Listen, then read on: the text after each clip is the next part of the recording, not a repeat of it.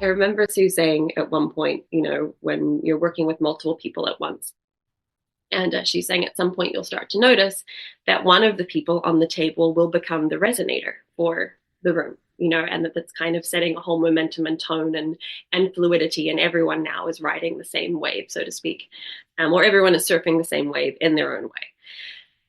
And I think in Sue's beautiful humility in lots of ways, she accidentally left herself out of the equation, you know.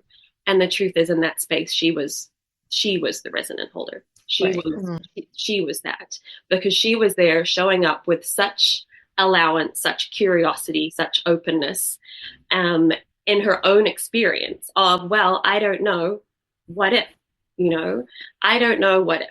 I don't know, but if I'm willing to follow and feel, what can happen? And that's truly the only place that anything new will ever emerge from.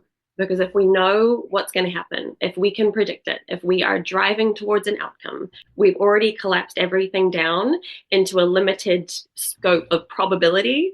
We've removed ourselves completely from the opportunity of potential. And Sue's willingness to show up and practice, not knowing, willing to follow what she could feel, not really knowing what that was either to begin with, because of course she had no geometry to follow. The geometry emerged because she was willing to listen. But to be willing to listen, you have to be willing to listen to yourself, and you have to be willing to listen to yourself above all else, not just at the tables, but in every avenue of life.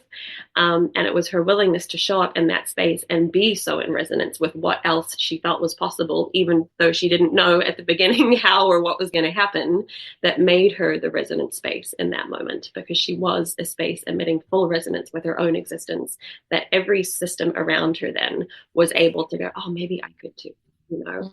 And I think that is the power of showing up in practice, willing to be full stop, and willing to be curious and willing to question, and willing also to notice where we're looking for the answers and where we want to be able to give answers that sometimes are impossible to give, or where we expect ourselves to be able to answer questions that actually, if we understood more about everything when it comes to matter and physics and blah, blah, blah, blah, we would stop expecting to know any of them at all and realize there's so much more that we don't know.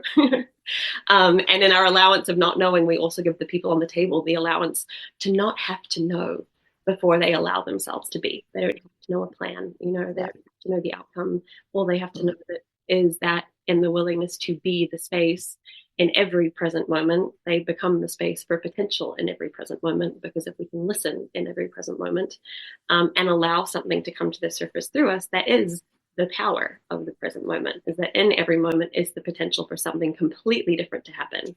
Absolutely.